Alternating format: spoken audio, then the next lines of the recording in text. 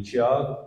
Hoje nós vamos concluir o capítulo 4, com a graça de Deus. Quero convidá-los a que possamos abrir as nossas Bíblias. Abra a sua Bíblia em Tiago, capítulo 4, dos versos 13 ao verso 17. Tiago, capítulo 4, dos versos 13 ao verso de número 17. Antes da leitura, vamos orar, falar com Deus, pedir para que Deus ilumine a nossa mente, nosso coração, nos dando o entendimento da porção da sua palavra. Pai querido, muito obrigado, porque na noite deste dia, aprove ao Senhor em que nos encontrássemos na Tua presença, nesta igreja, junto aos nossos irmãos e diante da Tua palavra e da presença do Senhor. Muito obrigado, porque o Senhor nos concede mais uma vez a oportunidade de abrir a Tua palavra, ler, ter a liberdade para isso, Senhor Deus, e podermos desfrutar, a partir da leitura, também da compreensão da mesma na iluminação do Teu Santo Espírito. Muito obrigado, Senhor Deus, por este tempo precioso na Tua presença. Muito obrigado porque a Tua palavra revela o Senhor, a Tua vontade, quem somos, quem precisamos ser e o modo como nós devemos viver para a glória e louvor do Teu nome.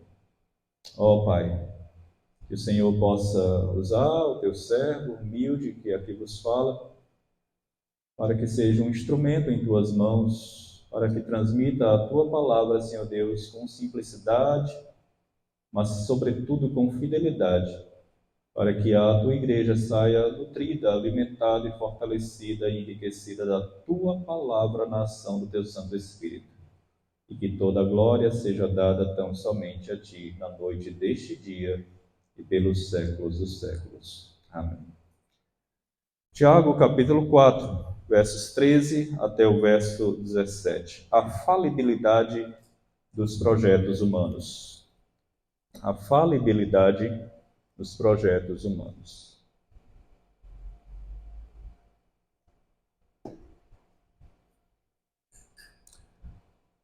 Atendei agora, vós que dizeis: hoje ou amanhã iremos para a cidade tal, e lá passaremos um ano, e negociaremos, e teremos lucros. Vós não sabeis o que sucederá amanhã. Que é a vossa vida? Sois apenas como neblina que aparece por instante e logo se dissipa. Em vez disso, devíeis dizer: se o Senhor quiser, não só viveremos, como também faremos isto ou aquilo. Agora, entretanto, vos jactais das vossas arrogantes pretensões. Toda jactância semelhante a essa é maligna.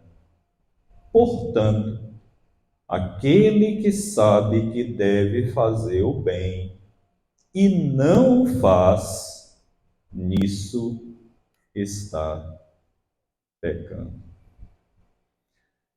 Presunção.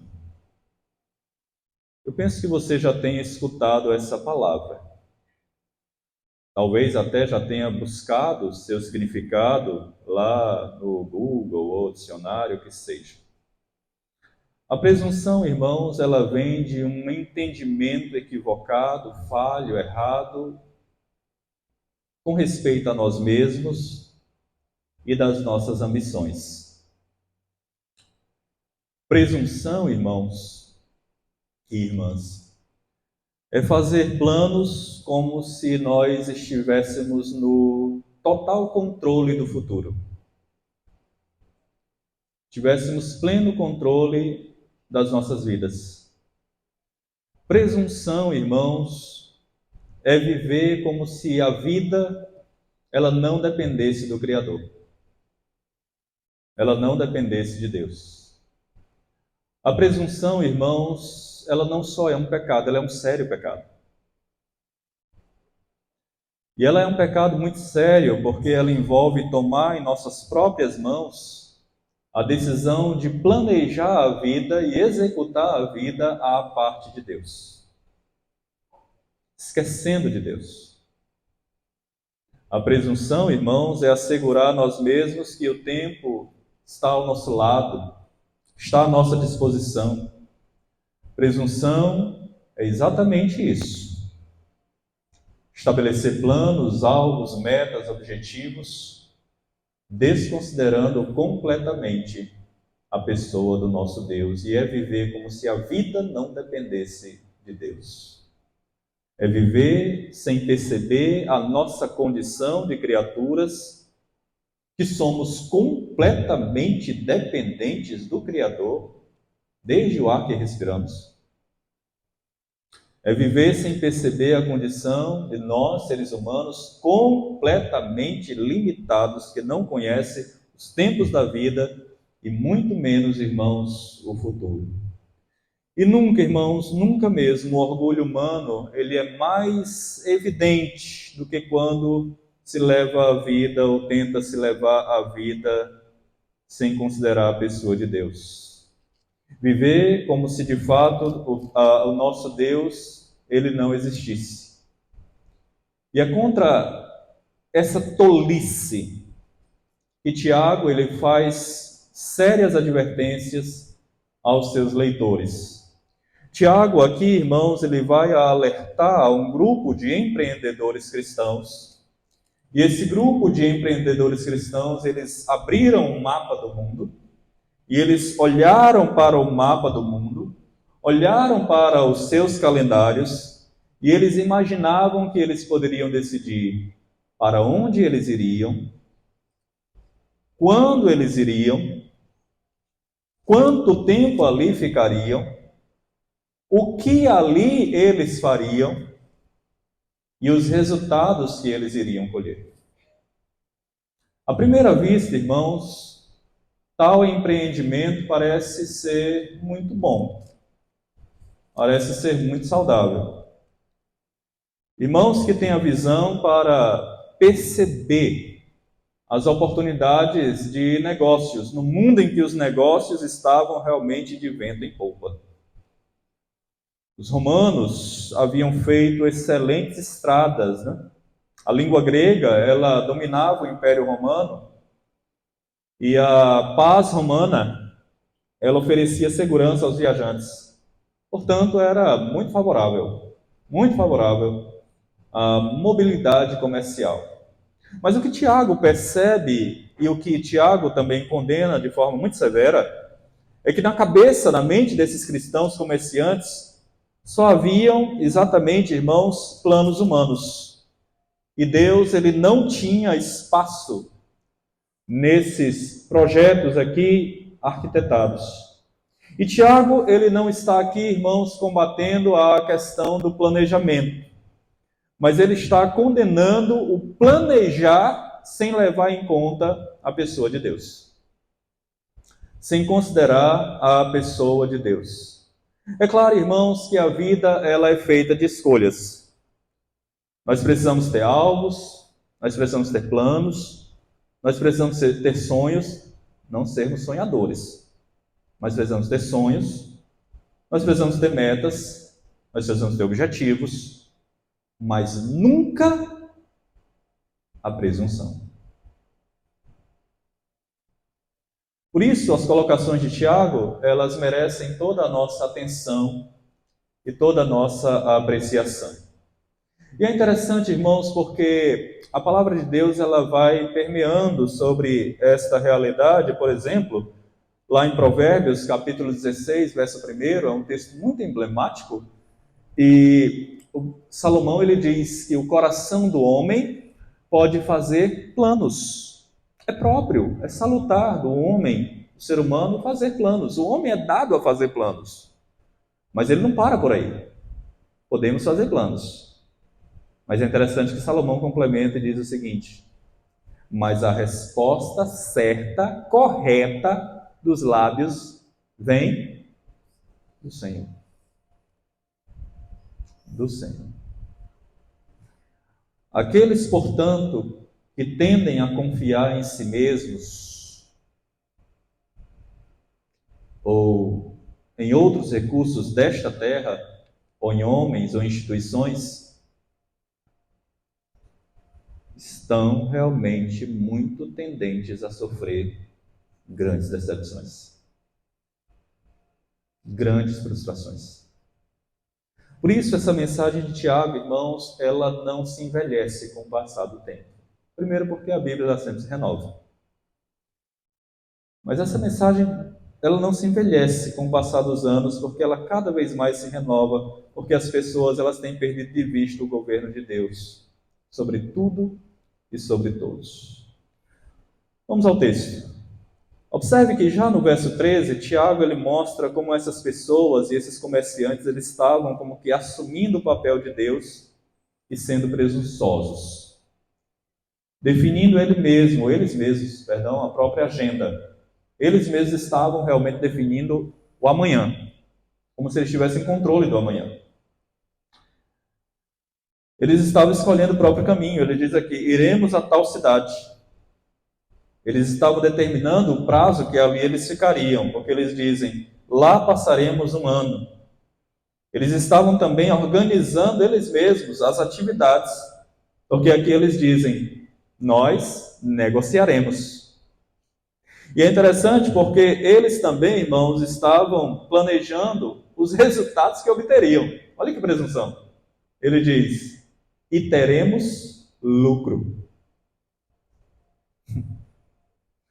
Tiago diz, portanto, irmãos, a essas pessoas e a nós hoje o seguinte: atendei agora, vós que dizeis, hoje ou amanhã iremos para a cidade tal, e lá passaremos um ano, e negociaremos, e teremos lucro.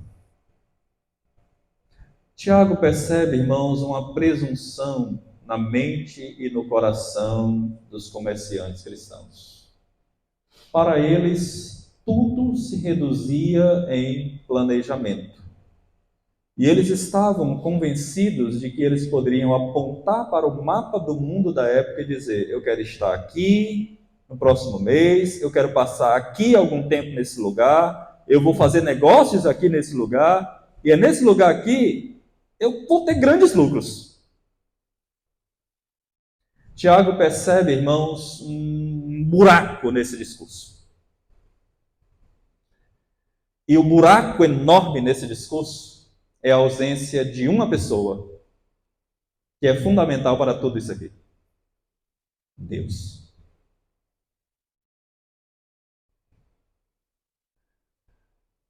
É a ausência da vontade de Deus.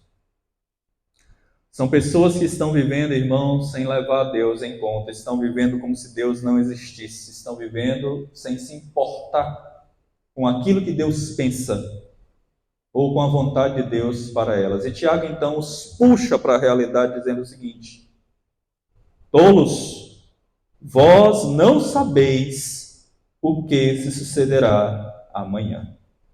A vida é incerta, irmãos. A vida ela prega muitas surpresas. Não quero amedrontar ninguém aqui, por favor. Mas hoje nós podemos estar assentados aqui. A próxima semana, quem sabe, nós estamos assentados na glória com Cristo. E o que é incomparavelmente melhor. A vida é incerta, irmãos. A vida é incerta. O futuro é incerto. Para nós, não para Deus.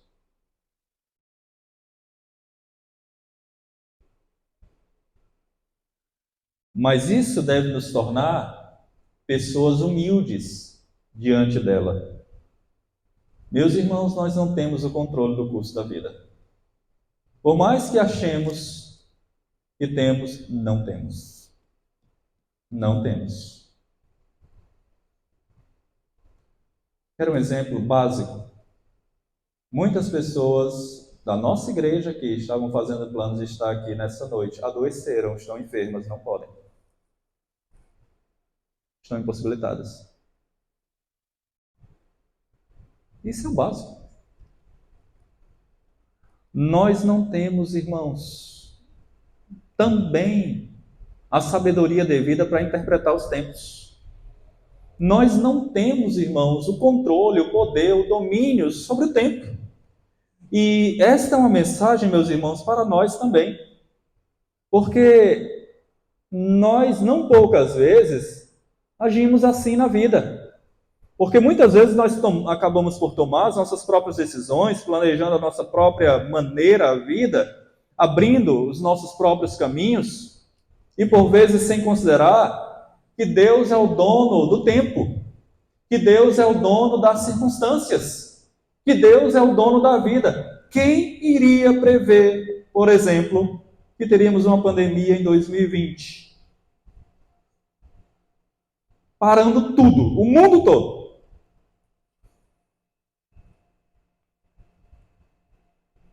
E ainda hoje pessoas sofrem as consequências disso.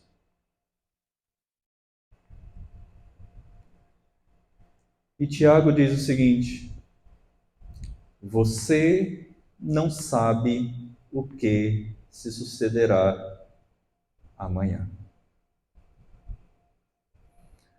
Provérbios 27, verso 1, nos lembra, irmãos, de que ninguém se glorie no dia de amanhã, porque nós não sabemos o que trará a luz. Deus, irmãos, lembre-se sempre disso. Deus, Ele não nos deu o dom de conhecer o futuro. Deus nos deu o dom e a habilidade de registrar o passado. Só Deus, irmãos, é competente com relação ao futuro. Só Ele domina o futuro. Só Ele controla o futuro. E é uma presunção, é uma arrogância, é um orgulho espiritual quando nós queremos desconectar Deus ou de Deus e controlarmos as nossas vidas, achando que nós temos domínio sobre os fatos, sobre as circunstâncias e sobre o tempo. Não temos. Não temos. Sejamos honestos, meus irmãos, nós estamos vivendo nossas vidas muitas vezes como se Deus não existisse. Somos ateus práticos, no sentido de que afirmamos ter fé em Deus, mas muitas vezes vivemos uma fé desconectada a Deus, ou em Deus. Acabamos vivendo a nossa própria vida, a nossa própria maneira, nosso próprio jeito, abrindo os nossos próprios caminhos, sem considerar a vontade de Deus, sem considerar o que a palavra também rege, preceitua a respeito. Vós não sabeis, ninguém, sem exceção aqui nesse auditório, ninguém sabe o que se sucederá amanhã. Então essa é a primeira advertência de Tiago. As incertezas da vida, irmãos, elas deveriam nos humilhar diante de Deus e entendermos que o tempo ele é incerto para mim, mas ele não é incerto para Deus. E que coisa maravilhosa saber que o tempo não é incerto para Deus, porque este Deus, ele tem o melhor e o cuidado pleno na vida de cada um dos seus filhos. Ainda no verso 14 ele diz aqui: que é a vossa vida? Tiago faz um questionamento. Meus irmãos, se a vida ela é incerta, ela também é transitória, ela é passageira. Nós a temos aqui, daqui a pouco, quem sabe, a gente não tem mais. O que é a vossa vida? O que é a vida? Ele diz: sois apenas como neblina, que aparece por um instante e logo se dissipa. Você sabe o que é neblina, né? Lógico. A neblina, quando vem, algumas vezes, vai aumentando, vem aquela chuva forte. Mas a neblina mesmo é passageira, né? E Tiago nos compara exatamente a isso. Olha só, a vida é isso. Sois apenas como neblina, que aparece por um instante e que logo se dissipa. Meus irmãos, a luz da eternidade de Deus O que nós somos? Nós somos como um breve pensamento. Nós somos como uma grama, que pela manhã nasce, viceja, e à tarde, pelo calor do sol, ela murcha, ela seca. Assim sou eu, irmãos. Assim é você. Assim somos nós. Ninguém tem certeza do dia do amanhã. A vida ela é muito curta, irmãos. Nós nascemos e já estamos prontos para morrer. A vida, ela é graficamente, né? Podemos assim dizer, se é que podemos assim dizer, ela é graficamente representada lá em nossos túmulos com aquele tracinho entre duas datas. Chegamos no ano tal, partimos no ano tal. Que é a vossa vida? Sois apenas como neblina que aparece por instante e logo se dissipa. A vida é incerta, meus irmãos. A vida, ela é passageira. Por isso é que Tiago nos conduz aqui à verdadeira chave da vida, ao verdadeiro segredo da vida, no verso de número 15. Ele diz: em vez disso, ou seja, em vez de você se considerar o Senhor da vida,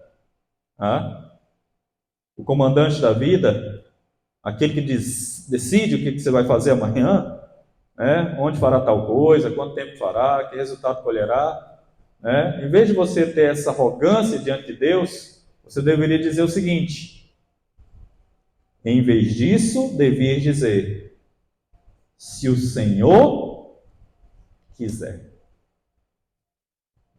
Se o Senhor quiser.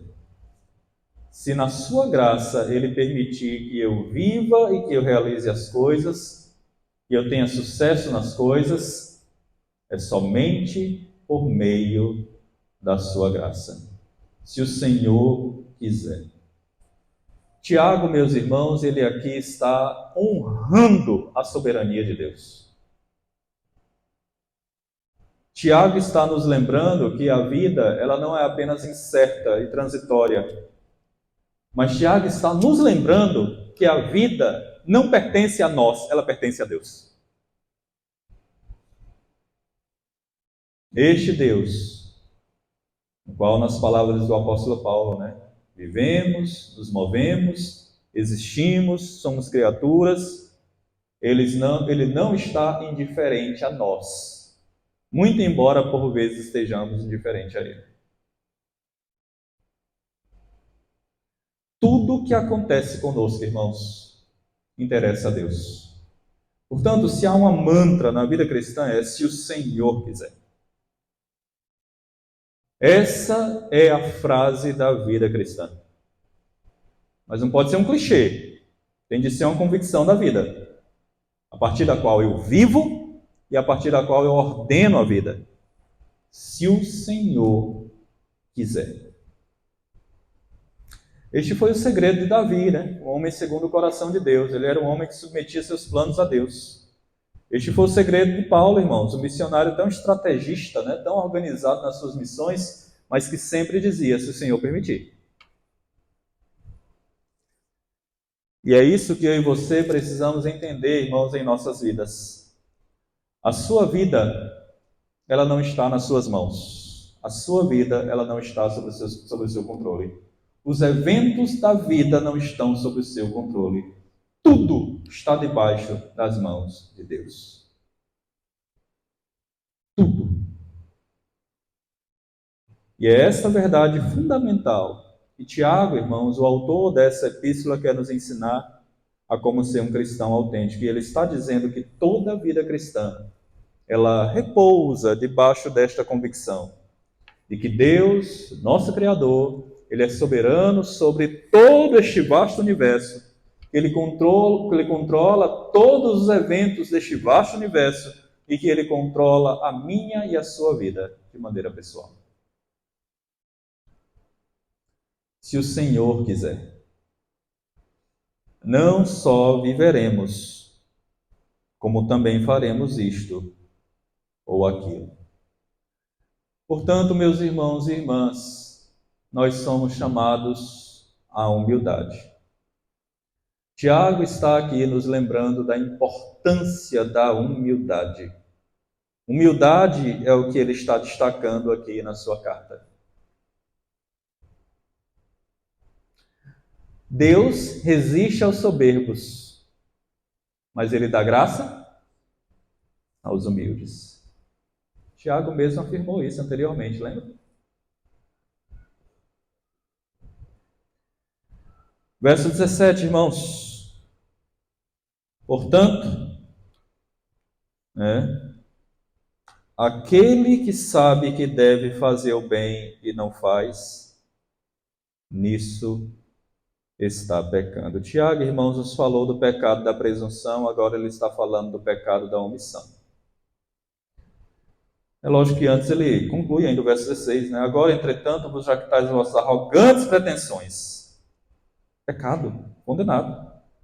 Toda jactância semelhante a essa é maligna. Maligna. E no verso 17 ele chega e diz: portanto, aquele que sabe que deve fazer o bem e não faz, nisso está pecando. Ele sai do pecado da presunção e agora está falando do pecado da omissão. Que é um dos pecados mais difíceis de nós lidarmos com ele na vida cristã, irmãos. Porque muitas vezes nós temos as nossas defesas, né? Senhor, eu não sabia, Senhor. É por isso que a palavra de Deus ela está sempre informando a todos nós com respeito à vontade de Deus. Na verdade, irmãos, nós sabemos muito e fazemos pouco. Nós sabemos demais sobre a vontade de Deus em nossas vidas, mas nós desprezamos demais a vontade de Deus. Essa noite, por exemplo, você está aprendendo que o orgulho é um pecado grave e que esse pecado pode estragar toda a vida, porque é uma afronta contra a soberania de Deus. Você está aprendendo que aquilo que você aprende, você se torna responsável por isso. Uma vez que Deus se revelou para você como Senhor da sua vida, uma vez que Deus se revela e se revelou para você como soberano sobre a sua vida, você tem de viver sobre a luz da soberania de Deus, submetendo todos os seus planos ao Senhor, ao seu Deus, ao seu Criador. O nosso pecado tem sido, irmãos, não que não saibamos qual é a vontade de Deus para as nossas vidas, mas o nosso pecado tem sido, irmãos, que nós sabemos, mas não valorizamos suficientemente a vontade de Deus para as nossas vidas. Queremos fazer a coisa do nosso próprio jeito, da nossa própria maneira e desprezamos a vontade de Deus.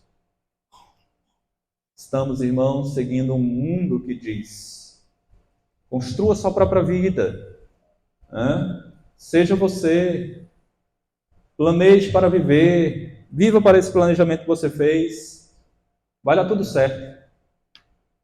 Deus diz para nós nessa noite, irmãos, que nós somos criaturas finitas, limitadas, criaturas que não sabem de nada com respeito ao futuro.